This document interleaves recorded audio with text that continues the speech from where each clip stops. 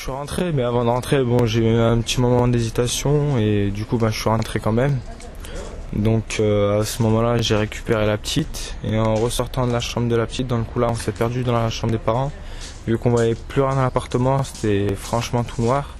Donc il y avait moins de visibilité. Donc pendant 30 secondes là, on est resté bloqué dans une pièce. Donc après, on a réussi à ressortir. J'ai descendu la petite que j'ai laissée à Yacine au rez-de-chaussée. C'est lui qui s'est occupé de la petite le temps que les secours arrivent. Donc après, je suis remonté au troisième pour récupérer la maman que j'ai fait évacuer par la suite. Et donc je suis encore remonté une troisième fois pour faire évacuer la voisine d'en face qui, elle, à ce moment-là, avait ouvert sa porte et qui a compris qu'il y avait un incendie dans l'immeuble et chez la voisine d'en face.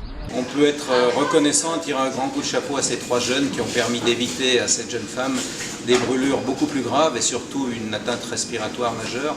En plus, on peut aussi les remercier d'avoir permis éventuellement d'éviter qu'il y ait d'autres victimes dans l'incendie de cet immeuble.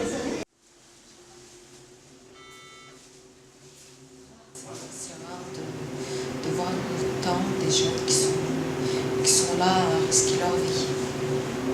C'est quand même un grand risque qu'il a pris, imagine, en rentrant dans les flammes, prendre ma fille et ressortir. Il aurait pu y rester. Et d'ailleurs, moi aussi, j'aurais pu rester. J'ai aucun mot qui est assez fort pour le remercier. Un préfet, c'est une occasion de dire, arrêtons de dire des jeunes qu'ils sont des voyous. Arrêtons de stigmatiser les jeunes.